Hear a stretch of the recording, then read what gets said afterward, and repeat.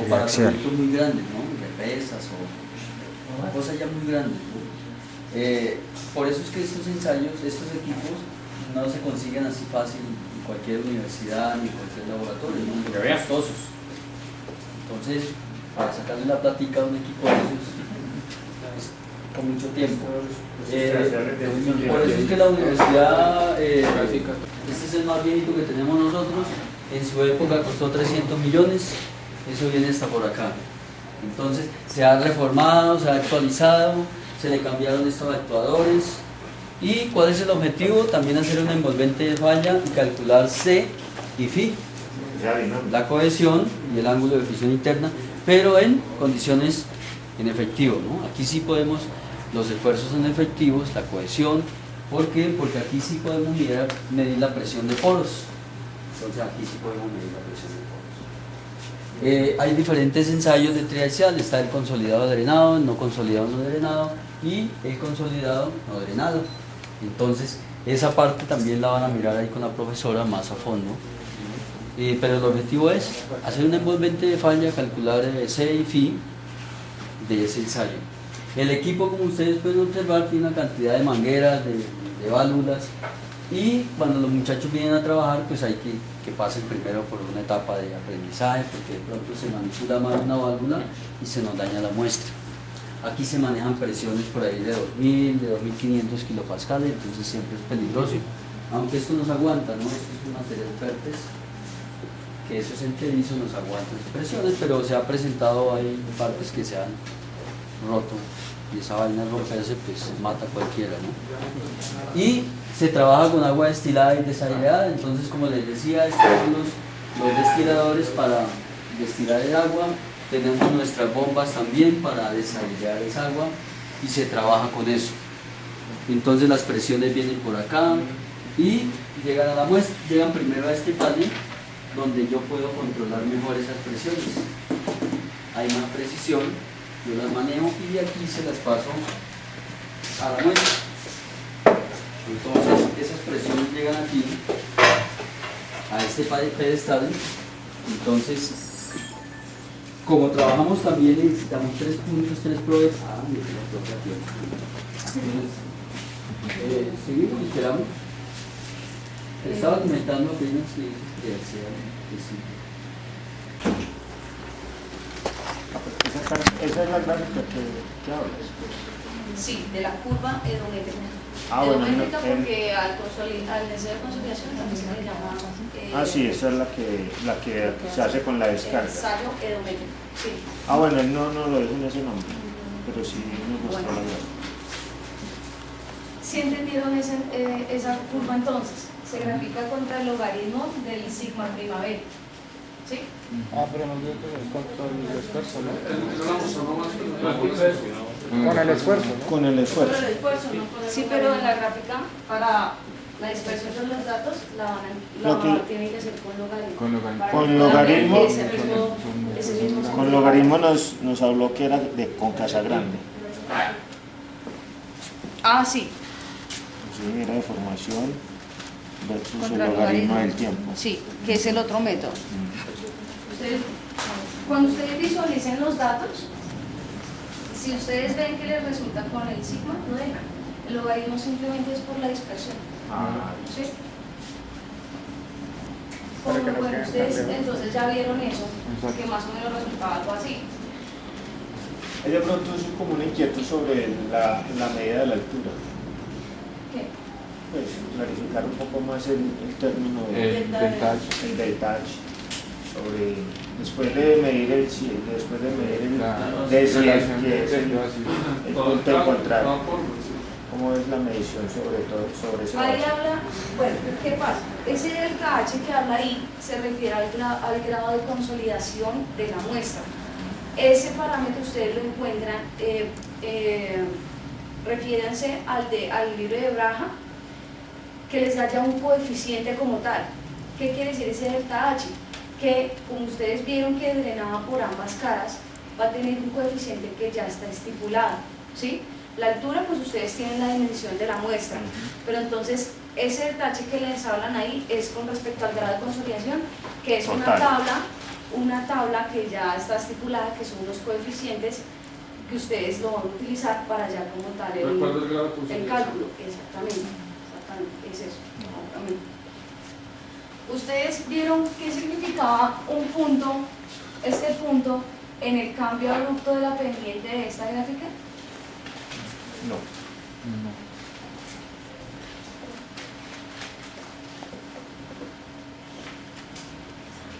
Cuando yo veo, ustedes se dan cuenta que a medida que yo voy aplicando esfuerzos,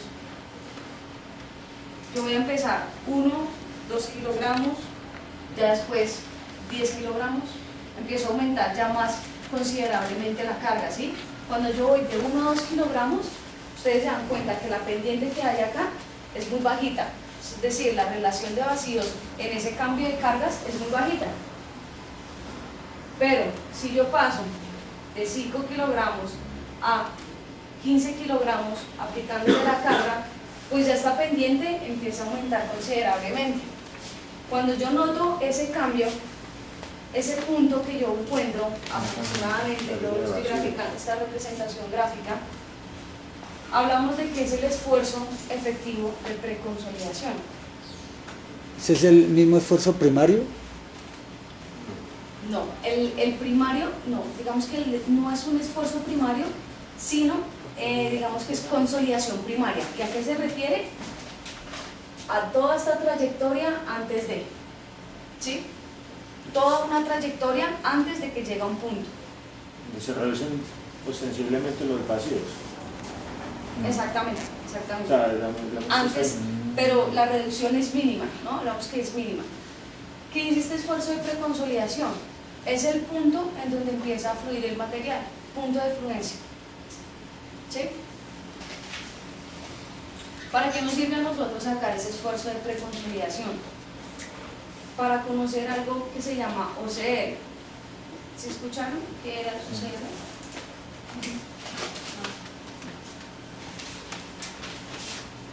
Su formulación como tal es el esfuerzo de preconsolidación sobre el esfuerzo vertical.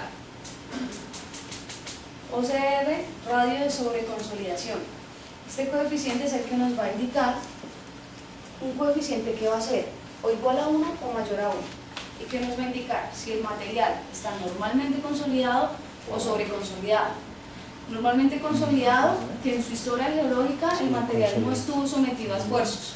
Mayor a 1, que es sobreconsolidado, quiere decir que el material en su historia geológica estuvo sometido a esfuerzos. ¿Sí?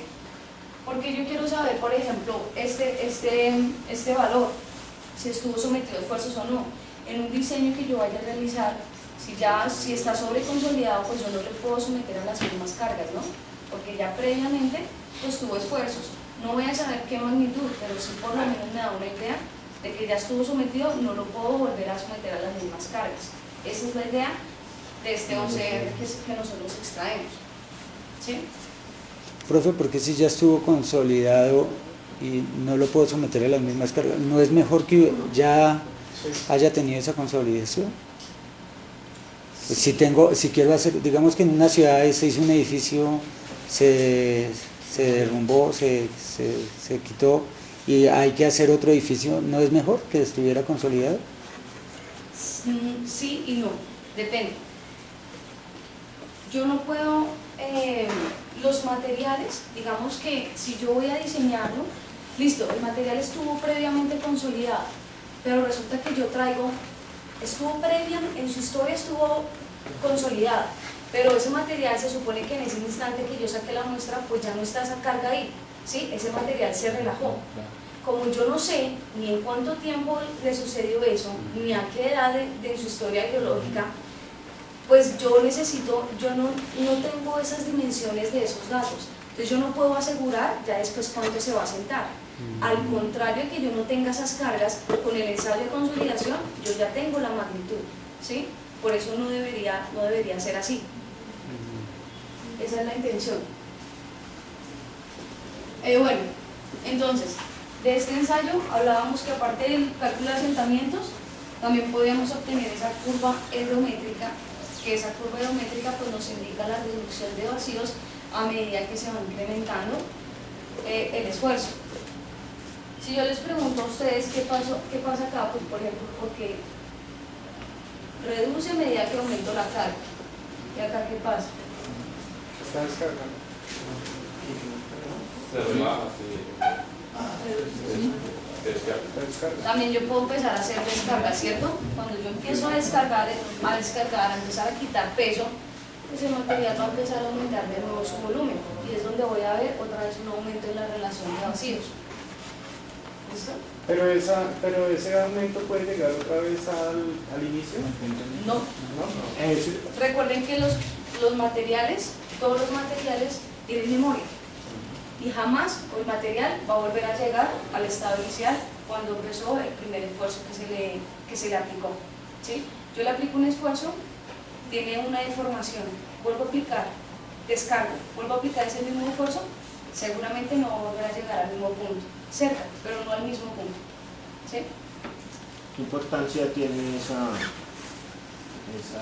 descarga? O sea, ¿cuál no? Porque es que esa descarga puede estar muy bajita, puede estar más alta. Sí, depende, sí, claro. Eso. ¿Cuál es el fin que se logra? Finalidad, y es ver la magnitud en que vuelve a relajarse la muestra. ¿Sí?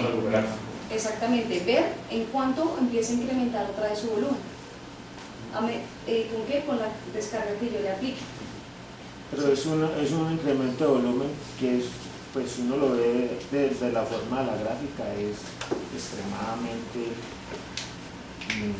exagerado. O sea, tratar de que se recupere cuando yo tengo una línea de